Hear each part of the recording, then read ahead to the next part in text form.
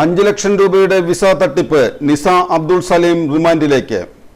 എല്ലാവിധ ലാബ് ടെസ്റ്റുകൾക്കും MHL smart labs, Dubai road, Eriyad, Bahadur mall, Kara and Manus properties, Asmabi college. Venkitangu Karuvanthala സ്വദേശി മാമ്രസായിലേത്ത് വീട്ടിൽ നിസ അബ്ദുൾ സലീമിനെയാണ് തൃശൂർ റൂറൽ ജില്ലാ പോലീസ് മേധാവിയുടെ റിപ്പോർട്ടിന്റെ അടിസ്ഥാനത്തിൽ പുറപ്പെടുവിച്ച ലുക്കൌട്ട് സർക്കുലർ പ്രകാരം നെടുമ്പാശ്ശേരി എയർപോർട്ടിൽ നിന്നും അറസ്റ്റ് ചെയ്തത്.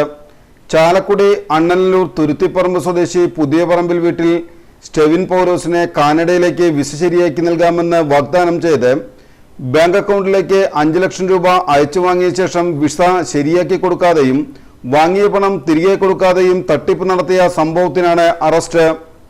ഈ കേസിൽ ഒളിവിൽ കഴിഞ്ഞിരുന്ന നിസ അബ്ദുൾ സലീം ഷാർജയിൽ നിന്നും നാട്ടിലേക്ക് വരുന്നതിനായി നെടുമ്പാശ്ശേരി എയർപോർട്ടിൽ വന്നിറങ്ങിയപ്പോഴാണ് എമിഗ്രേഷൻ ഉദ്യോഗസ്ഥർ നിസ അബ്ദുൾ സലീമിനെ തടഞ്ഞുവെക്കുകയും തൃശൂർ റൂറൽ ജില്ലാ പോലീസ് മേധാവിയെ അറിയിക്കുകയും ചെയ്തത്.